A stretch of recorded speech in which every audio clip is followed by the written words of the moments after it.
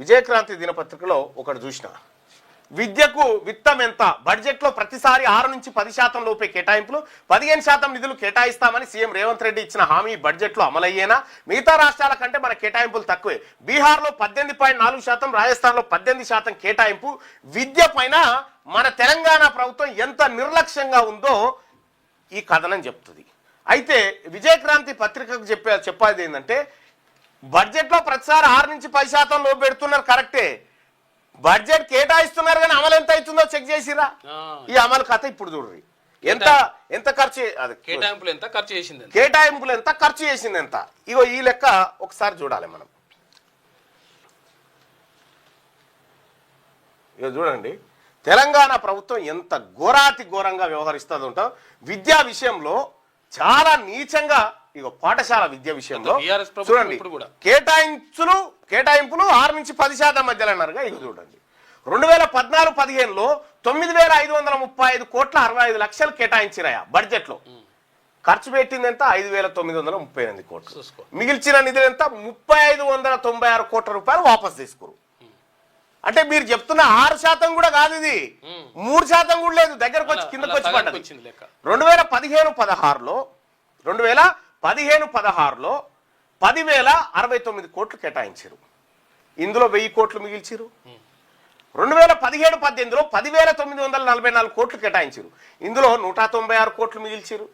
2018-19లో 11,336 కోట్లు కేటాయించి ఇందులో 1,200 కోట్లు మిగిల్చారు. ఇక్కడ 2019-20 మాత్రమే ఏది ఇప్పుడు ఏదో అమ్మ ఆదర్శ పాఠశాల అని ఏదో పెట్టి అక్కడ ఎక్సిస్ ఎక్కువ ఖర్చు పెట్టారు. ఏది పెయింటింగ్, మెగా కృష్ణారెడ్డి కాంట్రాక్టులకు పెయింటింగ్ కోట్లు ఎక్కువ పెట్టారు. ఇక 2023-24లో 17,754 కోట్లు పెట్టి అందులో 755 కోట్లు మిగిల్చారు. మొత్తంగా మన దగ్గర ఉన్నటువంటి డేటా ప్రకారం 69,305 కోట్ల రూపాయలు కేటాయించి అందులో 5,627 కోట్లు వాపసే తీసుకున్నారు. అంటే 8% నిధులు మాత్రమే మిగిలాయి మిగతా శాఖలతో విశ్లేషణ. ఇక్కడ పోలిస్తే సాంఘిక సంక్షేమ శాఖను తీసుకోరు. సాంఘిక సంక్షేమ శాఖ అంటే ఇంకా ఆ ఎడ్యుకేషన్ సంగతి, సాంఘిక సోషల్ వెల్ఫేర్కి సంబంధించి ఇగో ఇందులో 54% నిధులు మిగిలిపోయినాయి. వీళ్ళు కేటాయించింది కూడా ఖర్చు పెడతలేరు. నేను విజయక్రాంతి పత్రికకు చెప్తా ఉన్నా, చాలా మంచి కథనాన్ని తీసుకొచ్చారు, కానీ ఈ 6 నుంచి 10% లోపే అంటున్నారు కానీ కేటాయింపు ఇంత, కానీ చేస్తున్న ఖర్చు ఎంత? చేస్తున్న ఖర్చు ఇది 6 కాదు 3 నుంచి 5% లోపే చేస్తా ఉన్నారు. అంటే విద్యకు కేటాయింపులు ఘనం, ఖర్చు తక్కువ, మిగిల్చుకునేది ఎక్కువ. ఇది జరుగుతున్నటువంటి కథ. సో ఇప్పుడు నేను చెప్పినటువంటి లెక్క ఏదైతే ఉందో ఈ లెక్క కాగ్ రిపోర్ట్ నుంచి తీసుకొచ్చినటువంటి లెక్క, కంట్రోలర్ అండ్ ఆడిటర్ జనరల్లో తీసుకొచ్చినటువంటి లెక్క. ఇదంతా విద్యలో ఎవడన్నా డబ్బులు మిగిల్చుకుంటాడా? చదువు కాడ డబ్బులు మిగిల్చుకుంటున్న సర్కార్ ఏమన్నా పాఠశాలకు పెట్టే ఖర్చు ఎక్కడ ఎక్కువ అవుతుంది? బాత్రూములు గట్టి లేక, బిల్డింగులు లేక ఎక్కడ పడి ఉన్నాయాడ.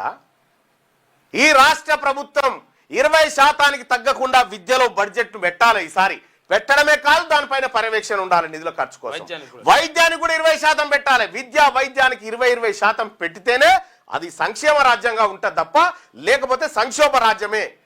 ఇక్కడ కాంట్రాక్ట్ల కోసం ఎక్సైజ్ గా ఖర్చు పెడతారు.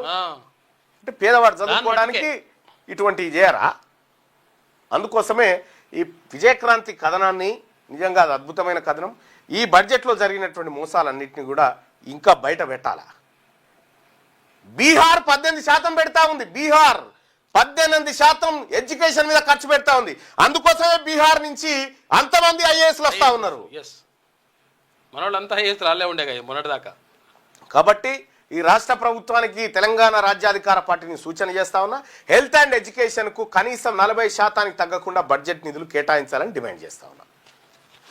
ఇక అలాగే రేపు కాకతీయ యూనివర్సిటీలో విద్యార్థులతోని 11 గంటలకు విద్యార్థులు అధికారులతోని ముఖాముఖి కార్యక్రమం ఉంది.